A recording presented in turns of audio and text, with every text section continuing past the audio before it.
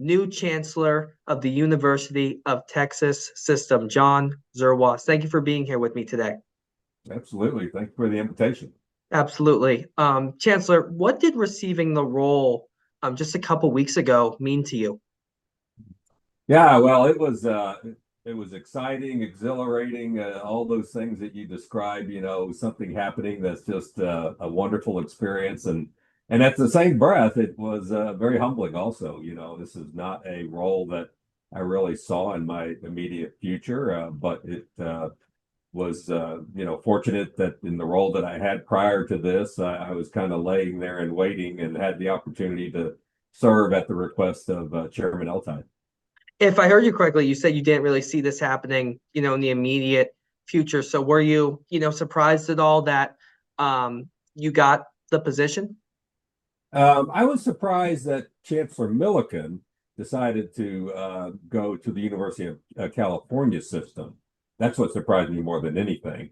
And when Chairman Eltine reached out to me and wanted me to step in as the acting chancellor, subsequently interim chancellor, and then subsequently the permanent position, I was certainly willing and ready to do that. I just honestly I felt like Chancellor Milliken would stay here through the balance of his career, and I would just be his wingman on the health related institutions for the period of that time. So And now that you're chancellor, what would you say are your biggest goals, biggest aspirations in the position?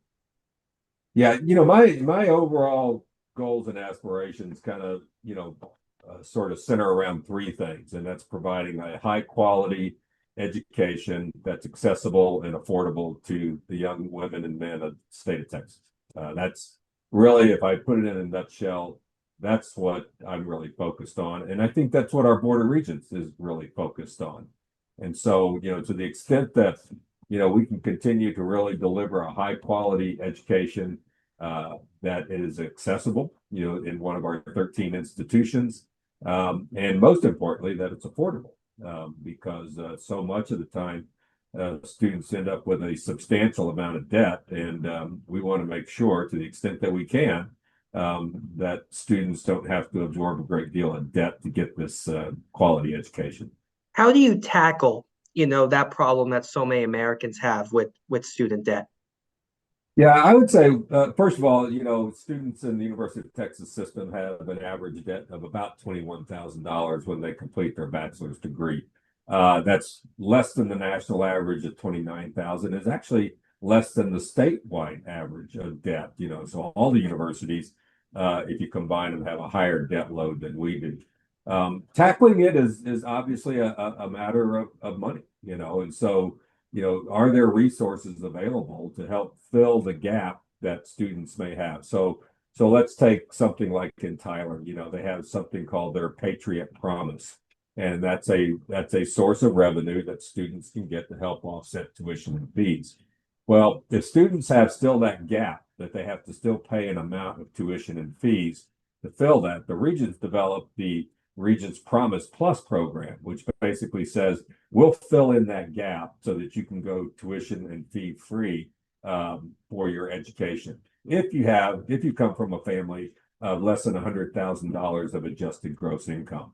Now that's a lot of money, I mean, for a family of $100,000 a year of adjusted gross income, that's not an insignificant, income for a family and stuff. So what the regents are saying, in which I fully support this, is that what can we do so that students in general don't have to absorb any significant debt? Part of that's tuition and fees. Part of it is also having affordable housing in the place that they're going to school and stuff. Not everything can be eliminated, but we can certainly make an effort to say what's an appropriate amount of debt that somebody might assume by virtue of going to one of our universities. You mentioned, that ability to not have to pay, tuition, mandatory fees if families are making less than 100,000 per year. And that was announced last year, if I remember correctly. Correct. Um, would you like to see that number changed in any way? Well, I think to the extent that we can continue to provide, we can continue to increase that amount of income, so is there room to go higher than that? In fact, down in the UT Rio Grande Valley, we had a higher number than that. before the Regents actually adopted the $100,000. Rio Grande Valley actually had a higher number than that.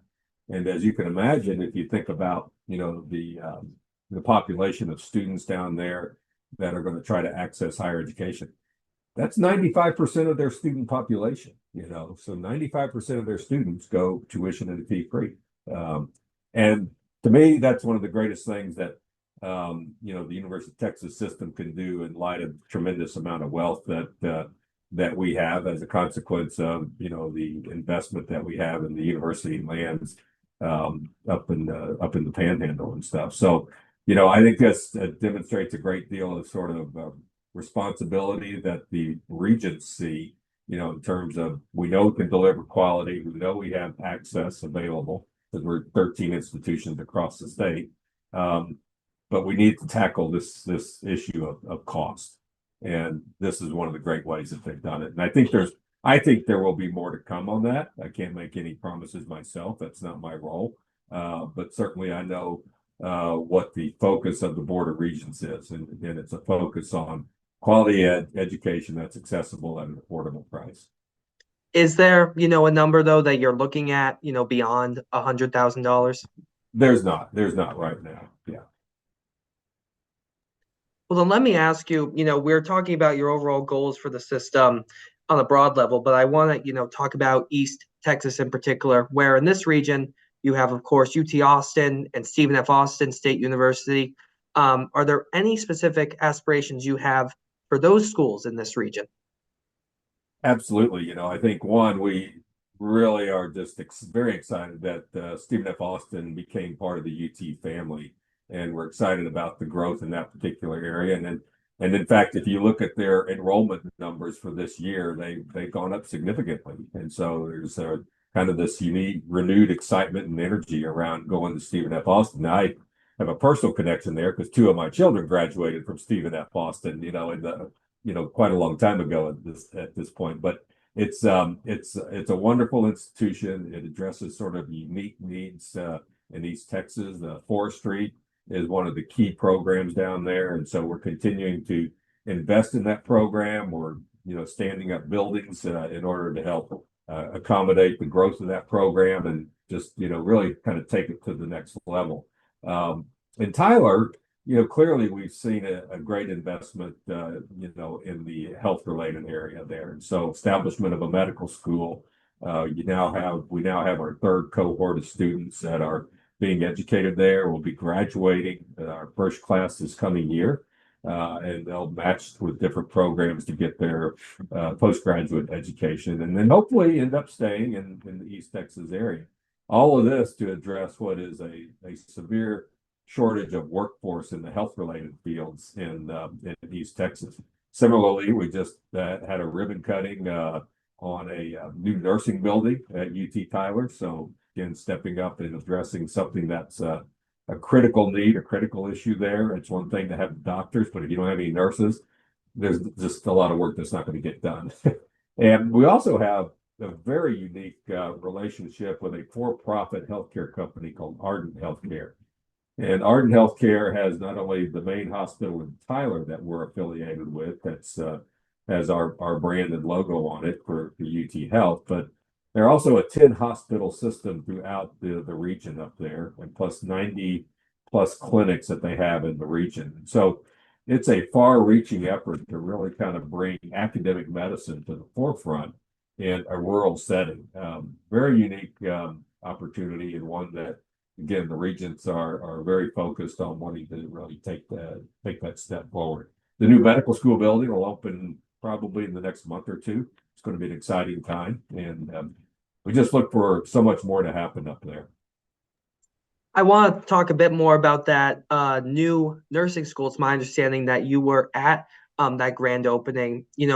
What overall impact do you feel that school is going to have on East Texas and the UT system as a whole?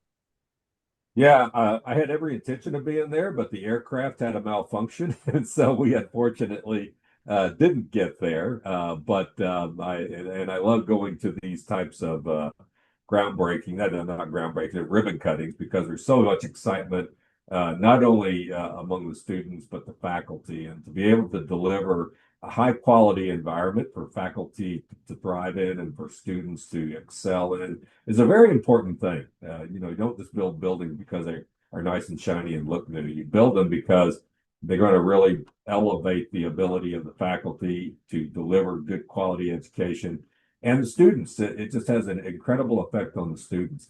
It's already the third largest nursing school in the state of Texas, so it's making its contribution to the nursing shortage significantly. And again, our hope is that they continue to have their careers in the East Texas area. Some of them may go on and get master's degrees and other things that allow them to deliver care in a certain kind of a setting. But it's a really I think a very exciting part of the whole atmosphere up there at UT Tyler.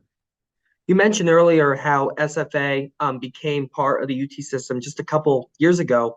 Are there any other acquisitions you're looking at for the UT system, whether it be, in East Texas or other parts of the state? Yeah, not at this time there really isn't, but I'm not saying that they couldn't pop up at any point in time, but we aren't actively doing anything.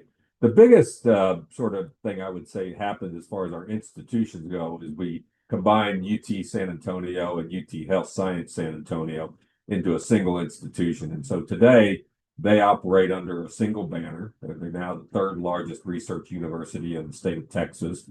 And they would compete to be in the AAU, which is part of, as you may know, part of the whole group of universities that have a significant level of federal funding for research. And so they already are at that level by virtue of this combination. And I asked you about your goals for the system moving forward.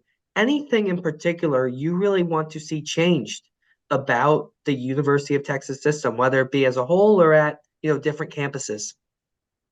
Yeah, I think the thing that I get really excited about for the University of Texas is what I would call leverage of the enterprise.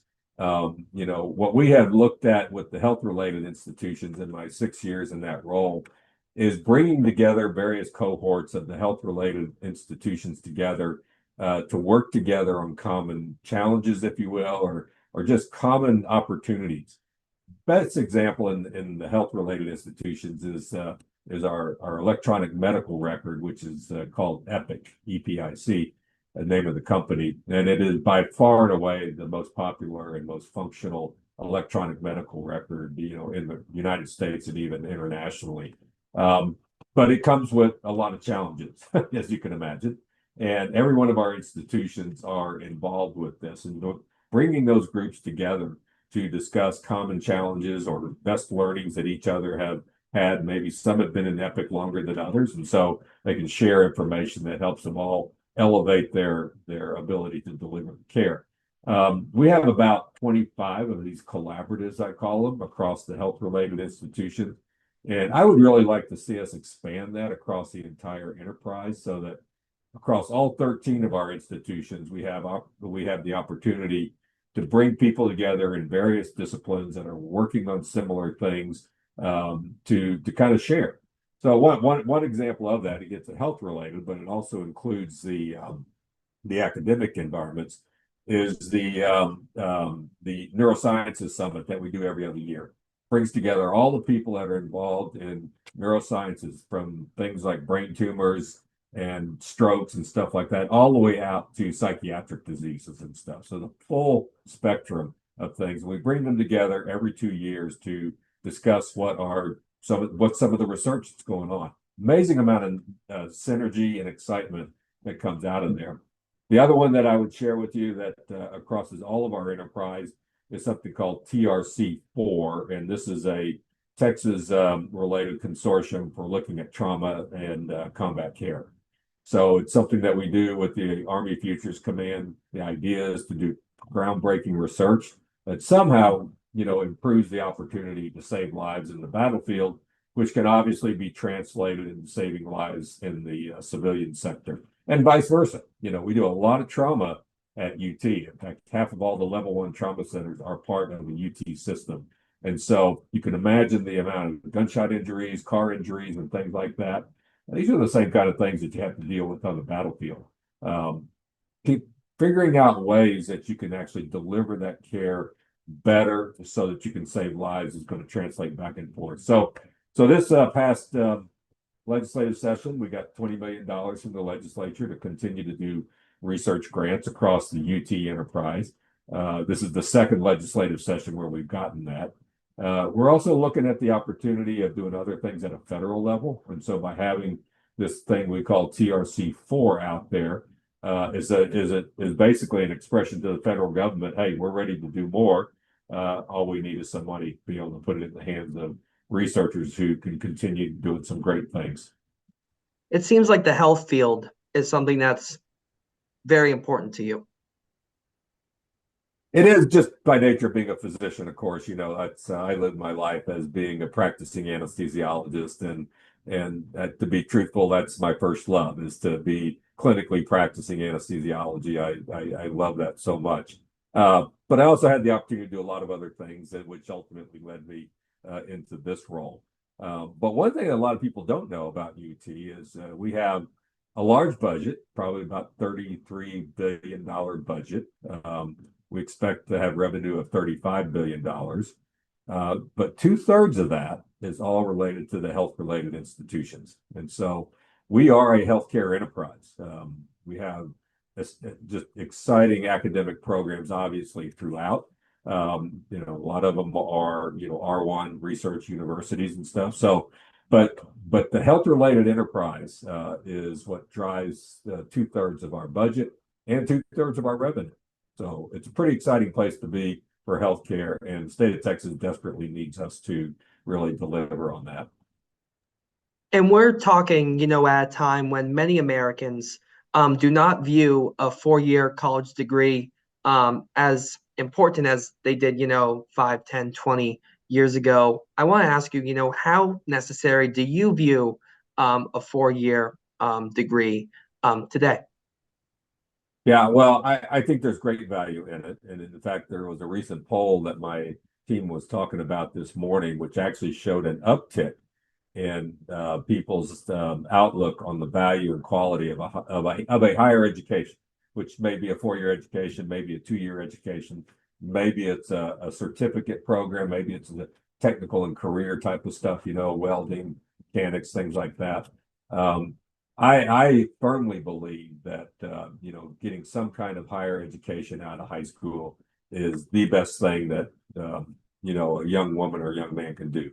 The state of Texas does a good job of this, not only at the 4-year level and beyond, like I'm involved in, but they have a network of 50 community colleges that you can get your associate's degree in a variety of things. And they have something called Texas State Technical College, which is a college that provides more of the hands-on training for things like welding and plumbing and mechanics on diesel engines and stuff, and even airline mechanics and things like that. So quite a few opportunities across the state, even in that area. So if you could just get somebody who gets out of high school into one of these areas, their socioeconomic trajectory just goes sky high. And I have such a firm belief that that's in that mission, and such a belief that UT is an incredibly important part of that. I wake up every day and go to bed every day. So glad I get to be the chancellor of the University of Texas system. And we're also speaking during a time when there's been a lot of discussion about free speech on college campuses. How do you view, free speech in educational institutions? Sure, I think free speech is something that we all recognize as an important, thing that we have, and it is played out on college campuses a lot. There was a bill passed on the last legislative session that required the campuses to find, where there would be places for free speech to occur. And so, we have those areas identified across our different campuses. In some places, generally it's from 8 in the morning till 10 at night. These are designated areas of free speech. Free speech cannot impede other people's ability to get their education. And so, there's not that opportunity to actually impede education by virtue of your free speech. But this is a state law that we are in compliance with, and the Board of Regents is required to make sure that we have accomplished that. And I think at this time, our Board of Regents has already approved that. If not, it'll be in an upcoming meeting, probably in November. What do you mean by designated places of free speech? Talk to me a bit more about that. What do you mean by Yeah, that? so I mean, every campus has an area where, there's allowed to be the assembly and for free speech and so forth. It's going to be areas that they largely have already had, but the idea is that it just can't be across the entire campus, where it's going to be an obstructive thing to people getting their education. And so, University of Texas may have a specific area where they say between the hours of 8 a.m. and 10 p.m., this is where assembly is allowed. You can't do certain things. Obviously, you can't have an encampment there and things like that. But if you have a place where you want to, express yourself and you're going to do it in a way that doesn't inhibit others from getting their education, that's certainly an allowable thing. I do want to ask, do you feel as though students have the right to voice disagreement in those non-designated places, like a classroom or maybe in a cafeteria or something like that? Yeah, I mean, conversation is one thing, and encouraging kind of free debate back and forth is something that in higher education we want to do. That's what typically universities have been known for, is that ability to really have debates and express each other's concerns and stuff. But sometimes, if you're going to have an assembly of people, you're not going to do that in a cafeteria. You're not going to, disrupt somebody's classroom activity for that. But what you can say is that if there's certain areas on the grounds where, this is where, free speech, expressive activity is allowed, then, that's what we're going to accommodate, and we're going to comply with what the state of Texas asks us to do. So, And as we're getting to the end here, I do want to ask you about artificial intelligence. What role do you see artificial intelligence having in the classroom? I think that's an evolving thing. And I'm going to say that I don't think anybody's nailed it completely yet, So I do think that artificial intelligence, as I understand it and the way I look at it, certainly from my healthcare background, is something that can make all of us better at what we do. And that's true of technology in general, but I think artificial intelligence takes us to a whole different level if we think about what some of the opportunities are with it.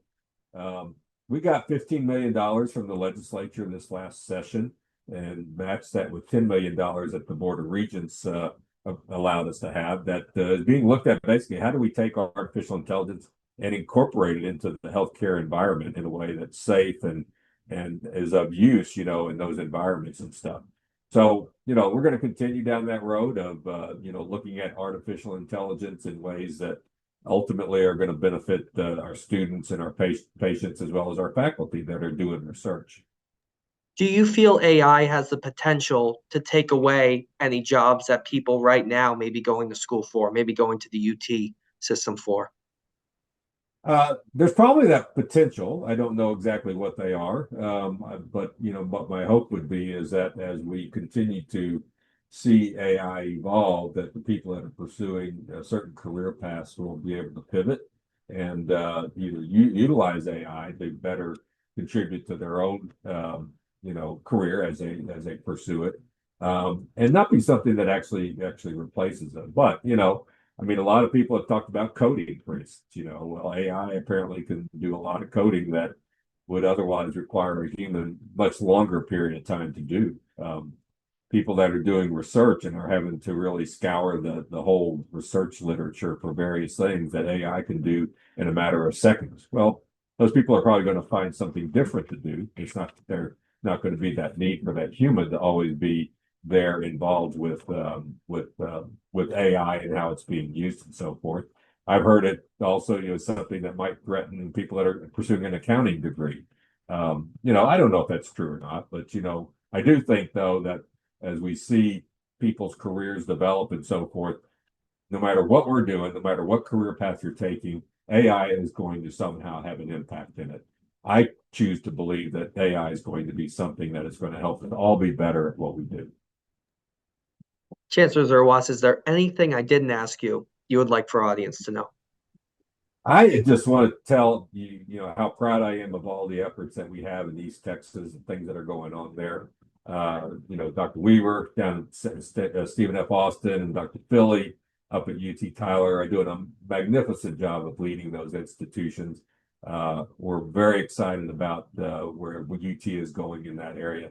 But in general, I'm very proud to get to be the chancellor at the helm of the #1 public university in the state of Texas, and I'm incredibly excited about our role in terms of contributing to the needs of Texans.